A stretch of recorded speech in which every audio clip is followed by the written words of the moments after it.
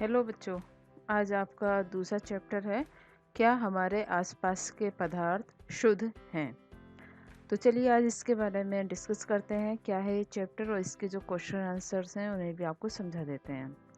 तो चलिए, तो इसमें ये कहा गया है, क्या हमारे आसपास के पदार्थ शुद्ध हैं। तो जैसे कि इससे पहले वाले चैप्टर में आपको बताया गया था कि द्रव्य क्या है, तो ये चैप्टर आपका उसी चैप्टर पे निर्भर करता है। जैसे कि द्रव्य का वर्गीकरण हमने करेंगे इसमें शुद्धता के आधार पर, कि आपने देखा होगा पदार्थ दो तरीके से होते हैं, एक शुद्ध और एक अशुद्ध। शुद्ध क्या है? वे पदार्थ जो कि केवल एक ही प्रकार के तत्व से मिलकर एक ही तत्व से बना होता है, वे आपका शुद्ध कहलाता है।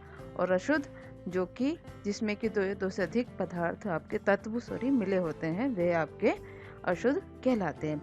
अब है क्या, शुद्ध पदार्थों को भी दो प्रकार से बांटा गया है। ये भी 2 टाइप्स होते हैं, तत्व और यौगिक। नंबर बनाता है तत्व और सेकंड नंबर पर आता है आपका यौगिक। अब तत्व क्या है? तत्व आपको जानना चाहिए। तत्व वे पदार्थ हैं जो किसी भी रीति से दो या दो से अधिक भिन्न गुणों वाले पदार्थों में विभाजित नहीं किए जा सकते और न ही बनाए जाते हैं। मतलब क्या है कि वे पदार्थ हैं जो कि किसी भी विधि से हम कैसे भी ले लें, उनको हम विभाजित या बांट नहीं सकते, वे आपके तत्व कहलाते हैं। फॉर एन एग्जाम्पल, जैसे कि लोहा है। अब लोहा क्या है? आपका तत्व कहलाता है। लोहे को आप बांट के दूसरे तत्व में नहीं रख सकते। या फिर आपका कॉपर है, मरकरी, ब्रोमीन, ऑक्सीजन, ये सब कहलाते हैं आपके तत्व। अब बात आती है यौगिक की। यौगिक क्या होता है? यौगिक बच्चों वे पदार्थ है जो कि दो या दो से अधिक तत्वों के निश्चित अनुपात में रासायनिक संयोग से बनते हैं। मतलब क्या है, इसमें आपके दो या दो से अधिक तत्वों को लिया जाता है और उनका जो अनुपात है वो निश्चित होता है और उनका रासायनिक संयोग करके उन्हें बनाया जाता है, वे यौगिक कहलाते हैं। जैसे कि इसका सबसे अच्छा एग्जाम्पल आपका कहलाता है जल। जल का फॉर्मूला होता है H2O। अब जल क्योंकि एक यौगिक है तो इसमें क्या है, H2O। तो H आपका हाइड्रोजन और ऑक्सीजन तत्वों से ये मिलकर बना है। तो इसका अनुपात निश्चित होता है, 2 हाइड्रोजन है और 1 आपकी ऑक्सीजन है। तो इसलिए क्या हो गया, निश्चित अनुपात में इन्हें लिया जाता है। इसके बाद बात आती है आपकी मिश्रण की। मिश्रण किसे कहते हैं? मिश्रण का मतलब है मिक्सचर, मिला हुआ। जैसे कि आप जनरली देखते हैं कि अगर दो पदार्थों को हम मिला देते हैं तो हम क्या कहते हैं, ये इसका मिक्सचर तैयार हो गया, तो उसे हम मिश्रण कहेंगे। तब इसकी परिभाषा भी इसी के अनुसार आ जाती है बच्चों, कि वे द्रव्य जो दो या दो से अधिक द्रव्यों के किसी भी अनुपात में मिला देने पर बनता है, वे मिश्रण कहलाता है। अब मिश्रण भी आपके दो तरीके के होते हैं, एक कहलाता है समांगी, दूसरा कहलाता है विषमांगी। समांगी का मतलब क्या है? जिसमें कि समान मिश्रण होता हो, जिसके जो द्रव्य हैं वो समान हो, वे आपका समांगी मिश्रण कहलाएगा। इसका बहुत अच्छा एग्जाम्पल है, जैसे कि आपका चीनी और नमक का मिश्रण। जैसे कि जैसे कि जो समांगी मिश्रण आपका कहलाता है, वे कहलाता है नमक को अगर हम पानी में घोल देते हैं तब क्या हो जाता है, वो उसमें पूर्णतः घुल जाएगा। या फिर जैसे हम शरबत बनाते हैं तो शरबत में क्या करते हैं, हम नमक भी डालेंगे, चीनी भी डालेंगे और उसको डालने के बाद जब हम देखते हैं तो वो उसमें कुछ समय बाद नहीं दिखाई देता है और क्या हो जाता है, वो मिश्रण बन जाता है। तो वे कहलाता है आपका समांगी मिश्रण, क्योंकि वो उसमें पूर्णतः घुल जाता है। अब आती है बात विषमांगी मिश्रण की। विषमांगी मिश्रण कहलाता है जिसमें कि दोनों जो आपके द्रव्य हैं वो अलग अलग रहते हैं, उन्हें हम विषमांगी मिश्रण कहते हैं। जैसे कि इसका जो एग्जाम्पल आता है वो है, जैसे कि आप पानी में यदि रेत को मिलाएं तब क्या होगा, वो उसमें पूर्णतः नहीं घुलेगा, उसमें विलय नहीं होगा। तो क्या होता है कि हम उसको छान कर भी अलग कर सकते हैं, तो वह कहलाता है आपका विषमांगी मिश्रण। तो इस तरीके से ये द्रव्य का संगठन होता है। तो बच्चों ये कहला इस तरीके से हम शुद्धता और अशुद्धता को भी देखते हैं और विषमांगी और समांगी मिश्रण को भी देखते हैं। तो चलिए अब देखते हैं इसके क्वेश्चन आंसर्स क्या आते हैं। अब जैसे कि आप देख रहे हैं, पहला क्वेश्चन आपका आता है, शुद्ध पदार्थ से आप क्या समझते हैं। अभी आपको बताया था कि शुद्ध पदार्थ क्या होते हैं, तो देखिएगा इसका आंसर भी इसी तरीके से आएगा आपका, पदार्थ जिन्हें रासायनिक प्रक्रिया द्वारा अन्य सरल पदार्थों में विभाजित नहीं किया जा सकता तत्व कहलाते हैं।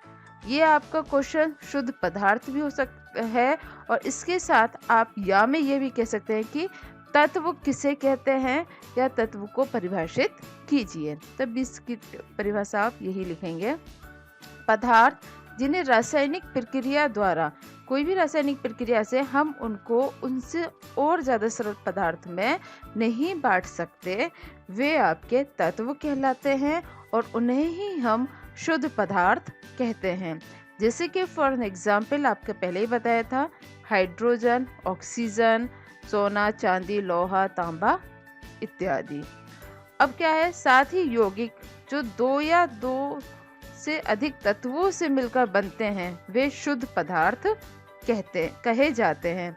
क्या है कि यौगिक की बात आ गई कि जो कि दो या दो से अधिक तत्वों से मिलकर बने हैं, उन्हें हम शुद्ध पदार्थ कहते हैं। जैसे कि जल है आपका, साधारण नमक है, ये सब कहलाते हैं आपके शुद्ध पदार्थ।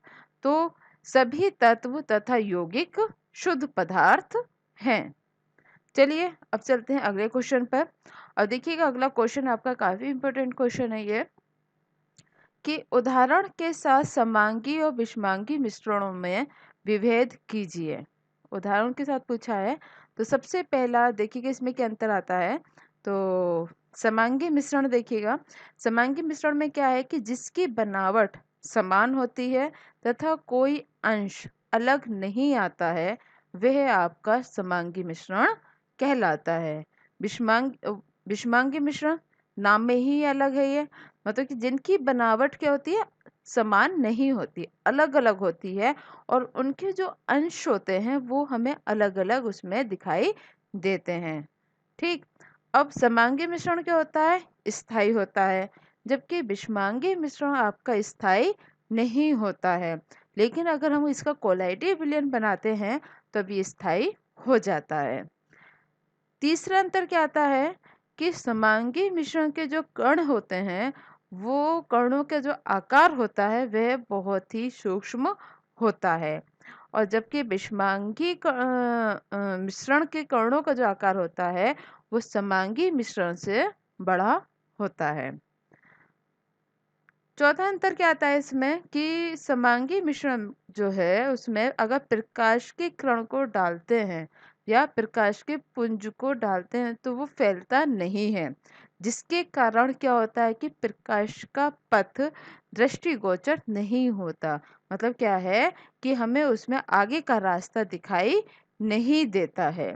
जबकि विषमांगी मिश्रण में अगर प्रकाश के कण को डालते हैं तब वो उसमें फैल जाता है और हमें प्रकाश का जो पथ है वो दिखाई देता है। तो ये इसके चार अंतर थे। उदाहरण क्या है समांगी मिश्रण का, जैसे इससे पहले भी आपको एक उदाहरण मैंने दिया था कि जल में नमक का घुलना, चीनी का घुलना, ये इसके एग्जाम्पल हैं।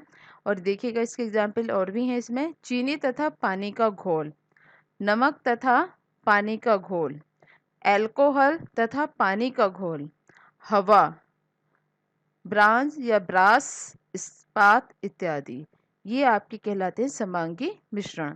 विषमांगी क्या है, विषमांगी में आ जाती है आपकी शेविंग क्रीम, धुआं, धुआं हमें दिखाई देता है, कुहासा या कोहरा, फोम, दूध, रंगीन पत्थर, ये सब आपके कहलाते हैं विषमांगी मिश्रण।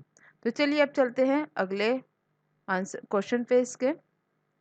अगला क्वेश्चन आपका आता है, विलयन, निलंबन और कोलाइड एक दूसरे से किस प्रकार भिन्न हैं। मतलब कि ये सब एक दूसरे से किस प्रकार अलग अलग हैं। तो देखिएगा इसका आंसर क्या आता है, विलयन निलंबन कोलाइड। ठीक, तुलनात्मक हम इसका आंसर देंगे। पहले विलयन आता है। विलयन क्या है, समांगी मिश्रण है। जब हम दो पदार्थों को मिलाते हैं तो वो उसमें जब पूर्णतः मिल जाते हैं तो वो उसका विलयन कहलाता है। निलंबन क्या है, विषमांगी मिश्रण है। और कोलाइड क्या है, विषमांगी मिश्रण परंतु समांगी प्रतीत होता है। ठीक, विलयन स्थायी होता है, निलंबन आपका अस्थायी रहता है और कोलाइड आपका स्थायी होता है। विलयन जो है इसमें आपका कणों के आधार पर हम देखें इसे विलयन को, तो कणों के आकार सबसे सूक्ष्म होते हैं जिसके कारण वे आंखों से दिखाई नहीं देते। अगर हम उसके विलयन में देखें, जैसे हमने शरबत बना लिया, उसमें चीनी डाली, हमने नमक या चीनी डालेंगे पानी में और उसको घोलने के बाद अगर हम देखें तो हमें उसे वह दिखाई नहीं देगा। तो इस तरीके से हम कहेंगे कि विलयन में जो कण होते हैं वो सबसे सूक्ष्म होते हैं। निलंबन क्या है, कर्णों के आकार पर अगर हम देखें निलंबन को, तो निलंबन के कर्णों का आकार विलयन तथा कोलाइड से बड़े होते हैं और ये आंखों से हमें दिखाई देते हैं। अब कोलाइड में क्या है कि इनके जो कर्णों का आकार है विलयन से तो बड़ा होगा लेकिन निलंबन से ये छोटे होते हैं, तो इसीलिए ये आंख से दिखाई नहीं देते। तो अब अगला अंतर क्या है इसमें, देखिएगा विलयन प्रकाश के किरण को फैलाते नहीं है जिससे कि प्रकाश का पथ दृष्टिगोचर नहीं होता है। जैसे कि आपको समांगी मिश्रण में बताया था वही आ गया है इसमें ये। निलंबन क्या है, प्रकाश के किरण को फैला देता है और जिससे कि प्रकाश का पथ दृष्टिगोचर होता है। विषमांगी मिश्रण वाला अंतर आ गया। अब कोलाइड क्या है ये देखें, प्रकाश के किरण को फैला देते हैं जिससे प्रकाश का पथ दृष्टिगोचर होता है। मतलब क्या है, विलयन और निलंबन दोनों को मिला के आपका कोलाइड बना है। तो इस तरीके से आप इसके अंतर को देख लेंगे। क्वेश्चन इंपॉर्टेंट है, इसे आप तैयार कर लेंगे। चलिएगा अब अगला क्वेश्चन देखते हैं। अगला क्वेश्चन आता है, मक्खन का एक बर्तन में पिघलना। अगर हम मक्खन को किसी बर्तन में रखें और वह पिघल जाए तब आपसे ये पूछा जाता है कि ये किस तरीके का परिवर्तन है, भौतिक परिवर्तन है या रासायनिक परिवर्तन है। तब आप इसका आंसर देंगे कि यह एक भौतिक परिवर्तन है। क्यों है ये भी आपको बताना होगा। क्योंकि मक्खन के पिघलने पर केवल मक्खन की भौतिक अवस्था बदल रही है। मक्खन एक ठोस है और पिघलने के बाद वे कैसे हो जाता है, तरल बन जाता है। और उसे तरल को अगर हम ठंडा करें तो वो क्या होगा, फिर से ठोस बन जाएगा। तो इसीलिए मक्खन का पिघलना आपका क्या कहलाता है, भौतिक परिवर्तन कहलाता है। समझ में आ गया होगा। अब चलिए अगला क्वेश्चन आपका आता है, अलमारी में जंग लगना। तो अलमारी में जंग लगना किस तरीके का परिवर्तन है, ये आपका रासायनिक परिवर्तन है। तो क्यों है रासायनिक परिवर्तन ये भी समझ लीजिए। यदि हम लोहे का जल तथा ऑक्सीजन से ऑक्सीजन से प्रतिक्रिया कहते हैं या क्रिया कहें, बात एक है। ऑक्सीजन से प्रतिक्रिया के फलस्वरूप आयरन ऑक्साइड जो भूरे लाल रंग का होता है वह बन जाता है और यह आयरन ऑक्साइड आपका जंग कहलाता है। जब लोहे के बने सामान्य वातावरण में उपस्थित जल के कणों तथा ऑक्सीजन से क्रिया करते हैं तो उसमें जंग लग जाती है। क्योंकि जंग लगने की क्रिया में रासायनिक क्रिया होती है और इससे एक नया पदार्थ का निर्माण हो जाता है। इसीलिए लोहे में जंग लगना एक रासायनिक परिवर्तन है। इसके साथ साथ और भी मैं एक क्वेश्चन बता देती हूँ आपको बच्चों। एक तो अलमारी में जंग लगना ये भी रासायनिक परिवर्तन है। तांबे के बर्तन पर हरी परत का आना वह भी रासायनिक परिवर्तन है। क्यों, क्योंकि वह भी जल और ऑक्सीजन से क्रिया कर जाता है, तभी तांबे के बर्तन पर हरे रंग की परत आती है। या फिर चांदी का काला पड़ना, वे भी रासायनिक परिवर्तन है। इन सब के आंसर आपको यही आएगा कि जल तथा ऑक्सीजन से क्रिया कर कर ये उसके ऑक्साइड बना लेते हैं, जिससे कि एक नए पदार्थ का निर्माण होता है। इसीलिए इसे रासायनिक परिवर्तन कहते हैं। तो समझ में आ गया होगा। चलिए अब अगला क्वेश्चन देखते हैं। अगला क्वेश्चन है आपका कि अपने आसपास की चीजों को शुद्ध पदार्थों या मिश्रण से अलग करने का प्रयत्न करें। आंसर क्या है? शुद्ध पदार्थ। मतलब कि इस क्वेश्चन में आपसे ये पूछा गया है कि आपके जो आसपास की वस्तुएं हैं उनमें से आप शुद्ध पदार्थ निकालिए और मिश्रण निकालिए, उन दोनों को अलग अलग करके आपको इसका आंसर देना है। तो शुद्ध पदार्थ क्या है, जिससे आपको बताया था शुरू में ही, तो आपके क्या जाते हैं? सोना, चांदी, लोहा, तांबा, एल्यूमिनियम, कॉपर, जल आदि। ये आपके शुद्ध पदार्थ हैं, मतलब कि इनको और भागों में नहीं बांटा जा सकता। फिर आता है मिश्रण।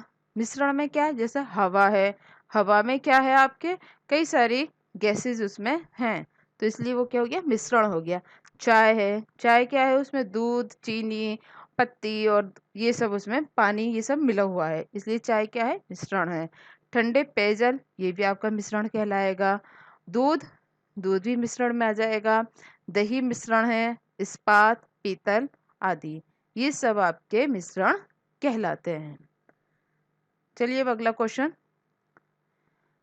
नेक्स्ट क्वेश्चन आपका आता है, निम्न की उदाहरण सहित व्याख्या करें। तो सबसे पहले आपका पूछा गया संतृप्त विलयन क्या होता है। तो सब संतृप्त विलयन का बहुत अच्छा एग्जाम्पल मैं आपको देना चाहूँगी कि यदि आप एक गिलास पानी लें और उस पानी में यदि चीनी घोलना शुरू करते हैं, तो चीनी आप डालते जाइए, घोलते जाइए, डालते जाइए, घोलते जाइए, लेकिन उसमें एक अवस्था ऐसी आती है कि चीनी का घुलना रुक जाता है। ठीक है, चीनी का घुलना रुक जाता है, तब वे अवस्था उसकी संतृप्त विलयन की अवस्था कहलाती है। तब हम उसको कहेंगे कि ये इसका संतृप्त विलयन है। तो इसी के आधार पर देखिएगा इसका आंसर। विलयन जिसमें एक निश्चित तापमान पर और अधिक विलय की मात्रा नहीं घुल सकती, तो वैसा विलयन संतृप्त विलयन कहलाता है। अर्थात या करके इसे देखेंगे, यदि किसी विलयन में किसी विलय के घुलनशीलता की क्षमता के अनुसार अधिकतम विलय की मात्रा घुली हो, तो वह विलयन संतृप्त विलयन कहलाता है। वही आ गया आपका उदाहरण क्या है, देखिए, यदि 300 डिग्री टेम्परेचर पर 200 ग्राम जल में चीनी को की अधिकतम मात्रा में ली 50 ग्राम, वो घुल सकती है, लेकिन 300 डिग्री टेम्परेचर पर 200 ग्राम जल में 50 ग्राम चीनी घुली हुई है, तो इसे हम विलयन की संतृप्त विलयन कहते हैं।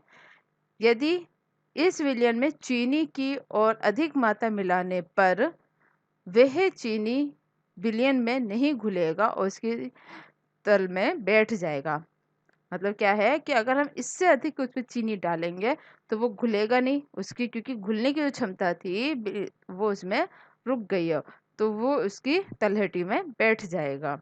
तो इसीलिए हम कहेंगे कि एक निश्चित ताप पर एक संतृप्त विलयन में विलय की और अधिक मात्रा नहीं घोली जा सकती है। तो समझ में आ गई होगी संतृप्त विलयन क्या होता है। दूसरा आपसे पूछा गया है शुद्ध पदार्थ क्या है, उदाहरण सहित बताइए। वही आ गया, पदार्थ जिनके सभी कणों का रासायनिक गुण समान हो शुद्ध पदार्थ कहलाते हैं। जैसे कि आपका सोना, चांदी, लोहा, तांबा, NaCl, KCl इत्यादि। अब आता है कोलाइड क्या है, इनको भी उदाहरण सहित बताइए। कोलाइड एक विषमांगी मिश्रण है, लेकिन ये समांगी दिखता है, होता विषमांगी लेकिन समांगी दिखता है। तो कोलाइड के कण अति सूक्ष्म होते हैं, इन्हें हम अपनी आंखों से नहीं देख सकते, लेकिन कोलाइडी कण इतने बड़े होते हैं कि प्रकाश की किरण को फैला देते हैं, जिससे कि प्रकाश का जो पथ होता है वह हमें दिखाई देता है। तो कोलाइड को शांत छोड़ देने पर इनके कण तल में नहीं बैठते, अतः कोलाइडी विलयन स्थायी होता है। कोलाइडी के कणों को फिल्ट्रेशन विधि के द्वारा अलग नहीं किया जा सकता। ये नहीं कि कोलाइडी कणों को हमने एक फिल्टर किया, मतलब कि चलनी में छाना, उससे हम इसे अलग नहीं कर सकते, परंतु कोलाइडी के कणों को अपकेंद्रीकरण की प्रक्रिया द्वारा या मिश्रण से पृथक किया जा सकता है। एग्जाम्पल: दूध, कुहासा, कोहरा, बादल, शेविंग क्रीम, ये सब कोलाइडी कहलाते हैं। अब आता है निलंबन। क्या है? निलंबन कहलाता है एक विषमांगी मिश्रण है निलंबन। निलंबन को अगर हम शांत छोड़ दें तब इसके जो कण होते हैं वो तल में बैठ जाते हैं और निलंबन टूट जाता है। अतः निलंबन क्या है? अस्थायी होता है। निलंबन के कण कोलाइड से तो बड़े होंगे, लेकिन विलयन के कणों से छोटे होते हैं। निलंबन के कण उनसे गुजरने वाली प्रकाश की किरण को फैला देते हैं, जिससे कि प्रकाश का जो रास्ता है, पथ है, वो दिखाई देने लगता है। एग्जाम्पल क्या है इसका? आटे का जल का मिश्रण, जो आटे को जो गूंदा जाता है उसमें उसका मिश्रण, या तेल तथा पानी का मिश्रण, चॉक पाउडर तथा जल का मिश्रण आदि निलंबन के उदाहरण हैं। तो इनके जो उदाहरण हैं उसी से आपको बहुत अच्छे से समझ में आ गया होगा। अब देखिए अगला क्वेश्चन आपका आता है, निम्नलिखित मिश्रणों में से विलयन की पहचान करें।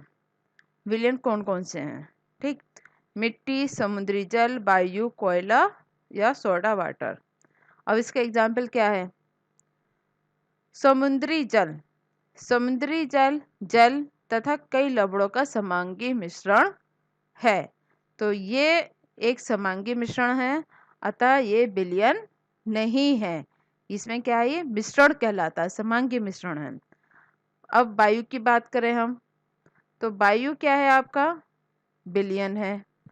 वायु आपका विलयन में आएगा। क्यों? अभी समझ लो। वायु कई गैसों जैसे कि ऑक्सीजन, नाइट्रोजन, कार्बन डाइऑक्साइड आदि का समांगी मिश्रण है। चूंकि वायु एक समांगी मिश्रण है तो यह एक विलयन है। ठीक। Soda water. सोडा वाटर क्या है आपका? विलयन है। क्यों है ये भी समझ लीजिए।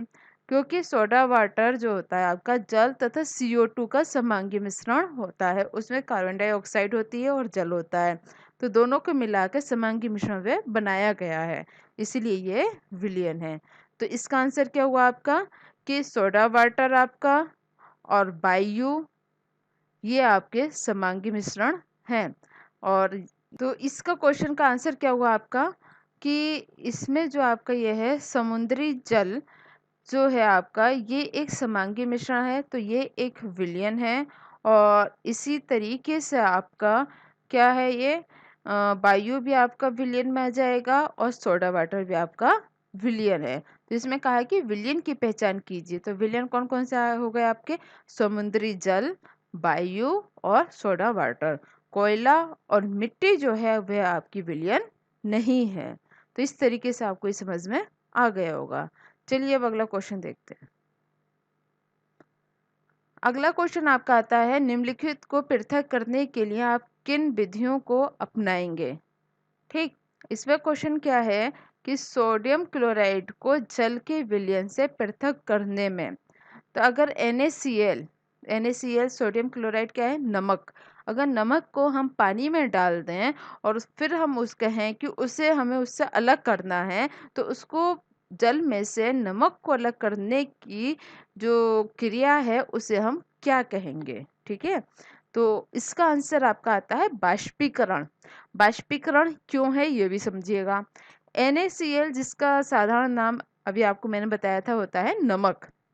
नमक क्या है? एक ठोस है। अब जब NaCl को हम जल में घोलने पर क्या होता है? ठोस एक तरल विलयन बन जाता है, मतलब उसमें वह घुल जाता है।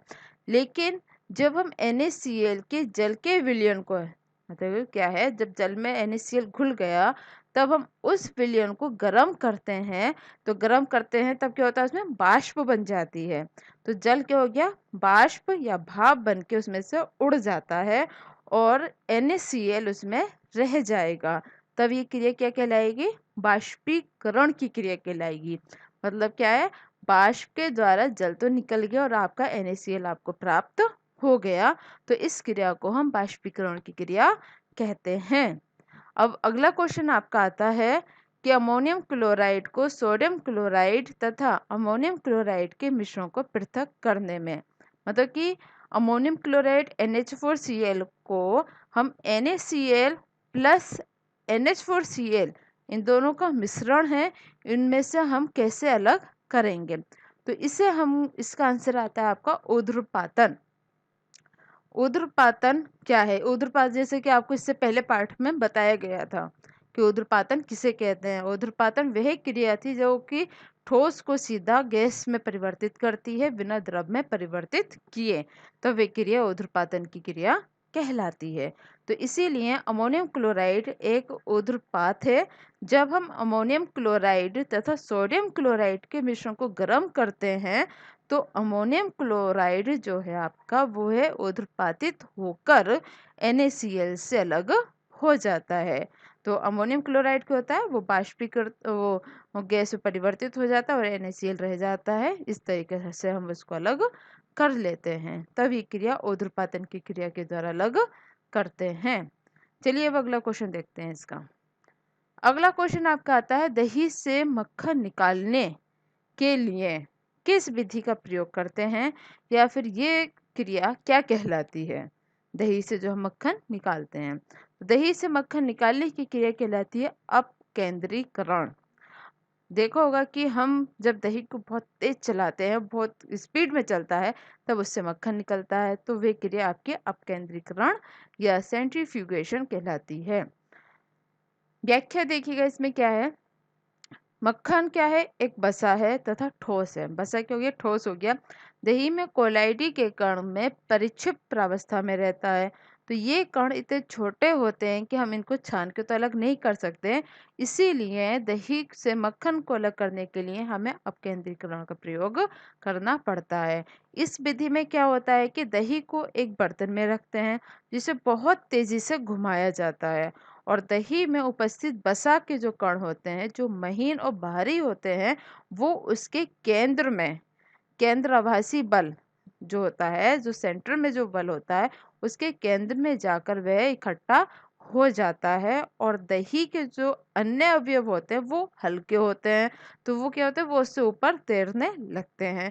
तो इस क्रिया के द्वारा फिर आपका मक्खन अलग हो जाता है, और उसके जो अन्य अवयव हैं, दूध है, पानी है, वो उससे अलग हो जाता है। तब ये क्रिया होती है अपकेंद्रीकरण की क्रिया। चलिए अब अगला क्वेश्चन आपका आता है, जल से तेल निकालने के लिए किस विधि का प्रयोग करते हैं। जल से तेल निकालने के लिए हमें प्रयोग करना पड़ता है निथारना या निस्तारण। कैसे होता है, तेल का जो घनत्व होता है वह जल से कम होता है, जिसके कारण तेल जल से हल्का होता है, और हल्का होने की वजह से जल तथा तेल के मिश्रण में जल ऊपर तैरता है और जल निचले परत पर रहता है। तेल जो है जल के ऊपर ही ऊपर रहेगा। आप एक्सपेरिमेंट करके देख लेना कि अगर एक गिलास में पानी ले रहे हो, ऊपर से तेल डाल रहे, तो तेल क्या होता है, ऊपर आ जाता है। ठीक, क्योंकि वह उससे हल्का होता है। तो जल और तेल की परतें अलग अलग हो जाएंगी। तो हम क्या करेंगे, इसे सीधा बर्तन जिसमें तेल तथा जल का मिश्रण रखा गया है, उसके निस्तारण की प्रक्रिया के द्वारा उसे हम अलग कर लेंगे, और इसीलिए इसे, या फिर हम पृथक्करण कीप की सहायता से जल के निचले परत को निस्तारित कर मिश्रण को अलग कर लेते हैं, जिसको हम निथारना भी कहते हैं। तो इसमें क्या होता है कि एक तरीके से हम कहेंगे कि निस्तारण का सिद्धांत दो अघुलनशील द्रव के घनत्व में अंतर होने के कारण मिश्रण में अलग अलग परतों के निर्माण का कार्य करती है। मतलब क्या है, किसी भी चीज को हम निस्तारण करें या निथारें कब करेंगे, जब दो पदार्थ जो हैं, दो द्रव जो हैं, उनके जो घनत्व वो अलग अलग होगा और उनकी अलग अलग परतें बन जाएंगी, तभी हम इस क्रिया को कर पाते हैं। तो इसीलिए इसका जो हम जल से तेल निकालते हैं वह निथारने के द्वारा ही निकालते हैं। चलिए अब अगला क्वेश्चन देखिएगा। अब आते हैं आपके अति लघु क्वेश्चंस। क्या हैं? सबसे पहला क्वेश्चन आपका आता है विलयन क्या है? विलयन दो या दो से अधिक पदार्थों का समांगी मिश्रण विलयन कहलाता है। अब ये तो हो गई दो या दो से अधिक पदार्थों का समांगी मिश्रण। समांगी होता है एक जैसा मिश्रण जो है वे विलयन कहलाता है। तो इसी से जुड़ा हुआ दूसरा क्वेश्चन आपका आ गया, जलीय विलयन क्या है? तो जलीय विलयन कहलाता है विलय का जल में विलयन। जलीय विलयन कहलाता है, मतलब कि जो हम घोल रहे हैं वो जल में जाकर घुल जाए तो वह जलीय विलयन कहलाएगा। जैसे कि आपका एग्जाम्पल है जल में नमक का घुलना, तो वह आपका जलीय विलयन कहलाता है। अगला क्वेश्चन आपका आगे इसी से जुड़ा हुआ, संतृप्त विलयन की परिभाषा दीजिए। तो संतृप्त विलयन क्या है? वह विलयन जिसमें किसी ताप पर विलय की अधिकतम मात्रा घुली हो वह संतृप्त विलयन कहलाता है। तो इस तरीके से ये शॉर्ट क्वेश्चन है आपके। आगे देखिएगा, कोलाइडी काफी स्थायी होते हैं, उस प्रक्रम का नाम बताइए जिससे आप कोलाइडी विलयन के अवयवों को अलग कर सकते हैं या पृथक कर सकते हैं। तो अभी आपको बताया था जैसे कि दूध से मक्खन का, वो दही से मक्खन का बनना, वो भी एक कोलाइडी की प्रक्रम में ही आ रहा था। तो इसके एग्जाम्पल आपका ये आता है अपकेंद्रीकरण द्वारा। ठीक, अपकेंद्रीकरण द्वारा कोलाइडी विलयन के अवयवों को अलग कर सकते हैं। अगला क्वेश्चन आपका आता है, किस कारक पर आधारित कोई विलयन तनु, सांद्र अथवा संतृप्त कहलाता है? तब क्या है कि जो उसमें विलय की मात्रा है, कारक मतलब कि किस कारक, किसकी वजह से हम किसी विलयन को कहते हैं कि तनु है, ये सांद्र है, ये संतृप्त है। तो हम क्या कर रहे हैं, विलयन में क्या डालते हैं? विलय डालते हैं। तो विलय की वजह से या विलय की उपस्थिति के कारण ही हम किसी विलयन को तनु, सांद्र या संतृप्त कह सकते हैं। तनु कब होगा? जब विलय की मात्रा कम होगी तब वह आपका तनु कहलाएगा। जब उसकी मात्रा ज़्यादा हो जाएगी वह सांद्र कहलाएगा। और जब उसकी मात्रा बहुत अधिक हो जाती है कि वह विलयन में घुलना रुक जाए तब वह संतृप्त कहलाता है। तो इसीलिए विलय की मात्रा पर निर्भर करता है। अब देखिए क्वेश्चन नंबर 7 इसमें आपका, निम्न में से समांगी मिश्रण बताइए। लकड़ी, चीनी का जलीय घोल, मिट्टी में मिला जल। सिंपल सा है। अब तो आप बता ही सकते हैं चीनी का जलीय घोल समांगी मिश्रण कहलाता है। अब देखिएगा अगला क्वेश्चन आपका आता है, दो ऊर्ध्वपातन पदार्थों के नाम बताइए। यह आपके इससे पहले चैप्टर में भी आया था क्वेश्चन। क्या है? कपूर और अमोनियम क्लोराइड NH4Cl। अगला क्वेश्चन आपका आता है, लोहे की पिन लकड़ी के बुरादे में मिलाई जाती है तो इन्हें कैसे अलग करेंगे? लोहा क्या है, अगर चुंबक के पास लोहा रख दिया जाता है तो वो इससे जाके चिपक जाता है। ठीक, तो इसीलिए हम इसमें चुंबक का प्रयोग करेंगे। तो इसका आंसर सिंपल से वही बनेगा कि बुरादे में मिली लोहे की पिनों को चुंबक द्वारा अलग करेंगे। अब इसमें अगला क्वेश्चन आपका आता है कि वायु के विभिन्न घटक किस प्रक्रम द्वारा अलग किए जाते हैं? तो वायु के जो विभिन्न घटक हैं उनको हम प्रभाजी आसवन द्वारा अलग करते हैं। नेक्स्ट आता है, तन्यता क्या है? तन्यता मतलब कि खींचना, किसी चीज में खिंचाव होना, वे उसका तन्यता कहलाता है। तो जैसे कि इसका आंसर आपका आएगा, धातुएं खींचने पर तार में बदल जाती हैं, इसे तन्यता कहते हैं। तो धातु में क्या कहेंगे कि धातु में भी तन्यता का गुण पाया जाता है, इसलिए उससे तार बन जाते हैं। अगला क्वेश्चन आता है, टिंडन प्रभाव क्या है? टिंडन प्रभाव कहलाता है द्रव या गैस में निलंबित पदार्थों के कणों द्वारा प्रकाश का प्रकीर्णन टिंडन प्रभाव कहलाता है। अगला क्वेश्चन है आपका, कमरे के ताप पर द्रव अवस्था में पाई जाने वाली धातु का नाम लिखिए।